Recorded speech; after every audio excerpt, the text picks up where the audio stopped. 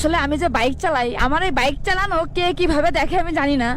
আসলে আমি একটা যানবাহন হিসাবেই কিন্তু এই গাড়িটা ব্যবহার করি, মানে যাওয়া আসা বা চলাফেরা করার জন্য। আসলে এই বাইক মানে অন্যরকম একটা বাহন।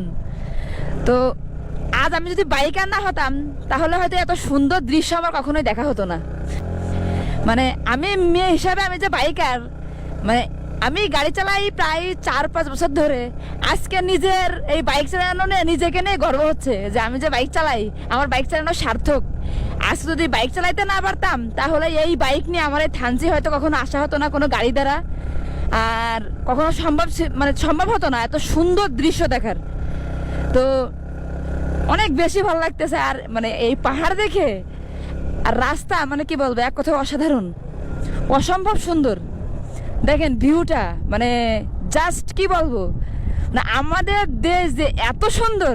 আমি যদি অনেক ঘুরি, মানে বাংলাদেশের অনেক জায়গায় গেছি, মানে কক্সবাজার, সেন্ট মার্টিন, সুন্দরবন, সাজেক, খাগড়াছড়ি, বান্দরবানও 3-4 বার আসছি, কিন্তু থানচি আমার এই প্রথম আসা। মানে আমি থানচির এই মানে পাহাড় দেখে, দেখেন মানে এত সুন্দর মনে হচ্ছে আমি বাইরের কোনো দেশে আছি, মানে আমি বাংলাদেশে নেই।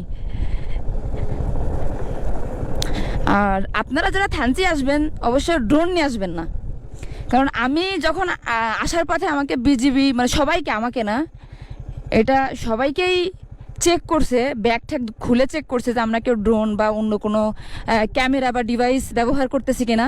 সেটা আমাদের দেশের জন্য একটা সিকিউরিটি, যে মানুষ অনেক সময় আছে ভিডিও করে বা কোনো সমস্যা হতে পারে, যে কারণে ওনারা হচ্ছে ইয়া করে এনআইডি কার্ডের ফটোকপি বা সব কিছুই রেখে দেই। ওরে বাবা, মানে এমন খারাপ রাস্তা, এইখান থেকে রাস্তাতে উঠে সোজা আমরা যাবো ওই পাহাড়ের উপর। জানেন কি সুন্দর জুম চাষ করতেছে মানুষ।